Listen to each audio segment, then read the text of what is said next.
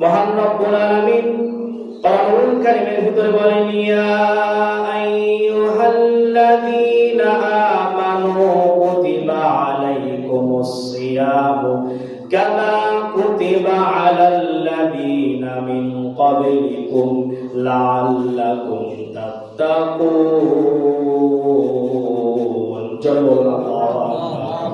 মহান রব্বুল আলামিন বললেন, পৃথিবীর মানুষেরা, ও ইমানদার বান্দারা, আমি আল্লাহ রাব্বুল আলামিন ইয়া আইয়ুহাল্লাযীনা আমানু, হে ইমানদারগণ, কুতিবা আলাইকুমুস সিয়াম, আমি তোমাদের উপরে রোজাকে ফরজ করে দিয়েছি, কামা কুতিবা আলাল্লাযীনা মিন ক্বাবলিকুম, তোমাদের পূর্ববর্তীগণের উপরে রোজাকে ফরজ করে দিয়েছি, এই জন্য ফরজ করেছি লাআল্লাকুম তাত্তাকুন, যেন তোমরা প্রকৃত তাকওয়াবান বান্দা হতে পারো।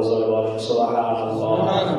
এই রমজান মাস হলো এরকম মাস, যেই মাসটা ফজিলতপূর্ণ মাস, তাকওয়া অবলম্বনের মাস, তাকওয়া অর্জনের মাস। আল্লাহ রাব্বুল আলামিন এই মাসটা অনেক দামি করে দিয়েছেন।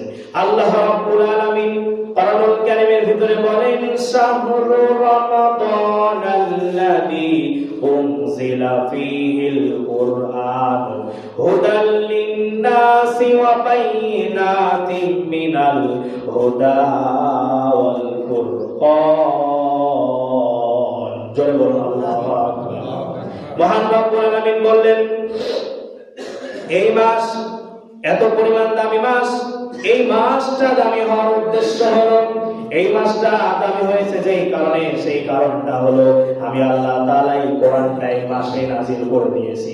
এই কোরআনটা যেই পাহাড়ে নাযিল হয়েছে সেই পাহাড়টা দামি, এই কোরআনটা যেই রাতে নাযিল হয়েছে সেই রাতটা দামি, এই কোরআনটা যেই মাসে নাযিল হয়েছে, এই কোরআনটা যেই মাসে নাযিল হয়েছে সেই মাসটা দামি। এই কোরআনের সংস্পর্শে যারা আসবেন, এই কোরআনের সাথে যারা আসবেন, মহান রব্বুল আলামিন বললেন, আমি আল্লাহ রব্বুল আলামিন তাদের সম্মান বাড়াই দিব।